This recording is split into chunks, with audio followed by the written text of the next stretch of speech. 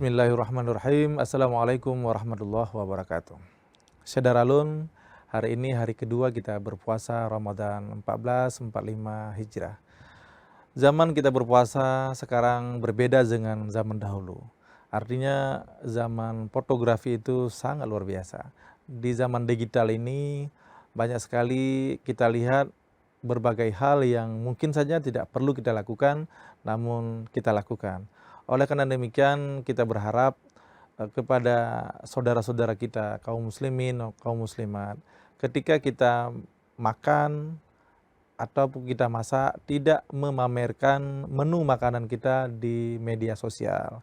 Karena kalau kita posting di media sosial, itu nanti akan mempengaruhi nilai ataupun ibadah puasa kita. Yang pertama dari segi niat. Misalnya ada orang mau posting, ini kenapa dia posting? Misalnya dia ingin pamer. Tentunya dalam agama dilarang pamer karena itu bersifat ria. Yang kedua dampaknya, ada saudara kita mungkin yang tidak mampu membeli menu buka puasa yang sedemikian rupa. Tentunya dia akan ada rasa kecewa, merasa sedih melihat postingan-postingan kita.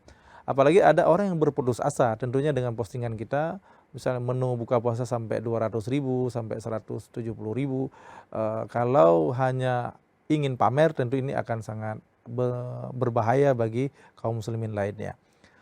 Nah, adapun jika ingin posting untuk iklan, misalnya ada orang yang mau iklan, itu diboleh-bolehkan saja karena niatnya bukan untuk pamer, ingin sombong kepada orang lain.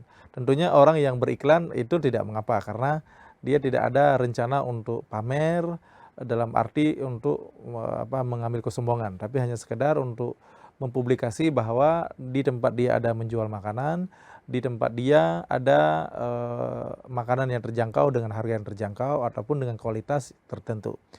Jadi sekali lagi Syederalun, kita melihat bahwa niat kita posting itu apa. Kalau niat itu posting hanya sekedar pamer, maka berhentilah. Karena itu termasuk ke dalam ria. Adapun posting untuk iklan, maka itu tidak mengapa, tetapi dianjurkan karena untuk bagian daripada promosi untuk jualan kita ataupun dagangan kita. Demikian dari saya Tengku Mustafa Husain Waila, Ketua DPP ISAT Aceh. Assalamualaikum warahmatullahi wabarakatuh.